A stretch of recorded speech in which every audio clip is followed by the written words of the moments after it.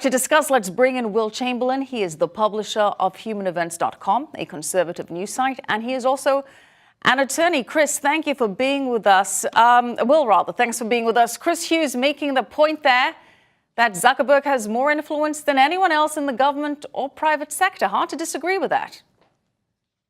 No, that's exactly right. I mean, with Facebook and Instagram, he effectively has a monopoly on what I would call friends and family social networking, the networking that you do with, the few hundred people in your social circle, as compared to Twitter, which is a distinct kind of social networking, kind of breaking news. And with that monopoly, he's able to have this enormous influence over public discourse, and also by kicking you off of those platforms could effectively silence you in a way that an authoritarian government would love to be able to do. Do you think that a government should step in and, at least as a starting point, break up Facebook? I mean, that's one possibility, but I'd like to focus on solving the entire problem of social media censorship in one go. So I view platform access, social media platform access, as a civil right, and I want to see state and federal laws that instantiate that civil right and give users the ability to go to court and immediately get their account back if it's wrongfully taken from them. All right, but the Supreme Court has made it clear that the First Amendment doesn't prevent private actors from restricting speech. So how would you change that? How would you fight that legally? Well, that's exactly right. The First Amendment allows private actors to do that. And this is the same dilemma faced by the civil rights movement in the 1960s, right? After Brown versus Board of Education, it was clearly unlawful for the government to discriminate on the basis of race.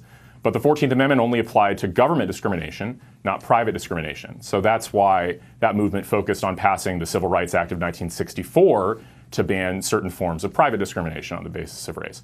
What I'm proposing is something similar, to expand the protection that American citizens have from just protection from government infringement on their free speech to also infringement by large social media platforms.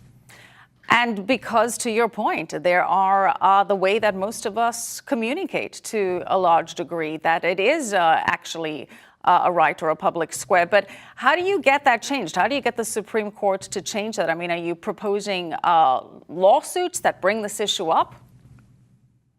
So it's not necessary to get the Supreme Court to change it. I mean, these laws would be clearly constitutional under the Commerce Clause. Both the federal and state governments can regulate commerce in their jurisdictions. The real place to start would be to get a piece of legislation passed at the state level in, say, a very heavily Republican state that wants to protect its citizens from the predations of Mark Zuckerberg. And so it could very easily create a private right of action for the citizens of its own state that gives them the right to go into court if Facebook wrongfully bans their account and immediately get it back. Well, at the moment, if you are banned from Facebook, as so many conservatives are and have been recently, including some people on the left as well, but the majority of the recent people banned have been conservatives, Alex Jones, Milo Yiannopoulos, even Hollywood actor James Woods. What is your recourse legally? What can you do right now with the way the law stands? I mean, you can try under various speculative theories to argue, for example, that Facebook breached its contract by saying that the terms of service constitute a kind of contract, and by arbitrarily banning you outside of those terms, they breached the contract or breached the implicit promise of good faith and fair dealing in that contract. But those are speculative theories that haven't really been tested in the courts. And honestly, in my opinion, I don't think they're very likely to succeed. That's why I advocate writing new laws that really specifically give that protection to users. There is, of course, the issue of content on these platforms that promotes terrorism, for example, that is used as a way to recruit new members to ISIS, that uses the platforms of social media to tell people exactly how to carry out violent attacks. So how do you regulate that? How does this change of making it a civil right impact that? Well, but the way I would frame it is that you have a civil right to engage in lawful speech. And in the United States, we have a very well-developed corpus of case law that says that things like incitement to violence and incitement to join a terrorist group, that's not lawful speech. But it is a pretty narrow category. So if you really are just expressing your political opinions, you'll have a right to continue to do that. But as far as Facebook and Twitter are concerned, if they want to ban you, they'll have to show that what you engaged in was not just speech they didn't like personally or speech they wish wasn't occurring, but truly unlawful speech.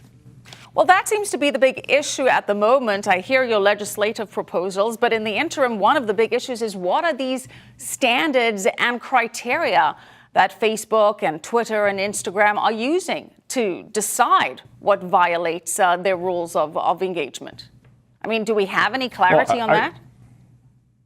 I mean, I feel if you just look at their behavior, you'll have a pretty good idea of what the standard is. They have a set of rules, and if you are liberal and you break the rules, well, you actually didn't break the rules. But if you're a conservative and you arguably break the rules, then you're going to lose your account. Part of the problem is that a set of rules or a list isn't really meaningful in the absence of process to ensure that those rules are consistently applied. That's why we have a due process clause.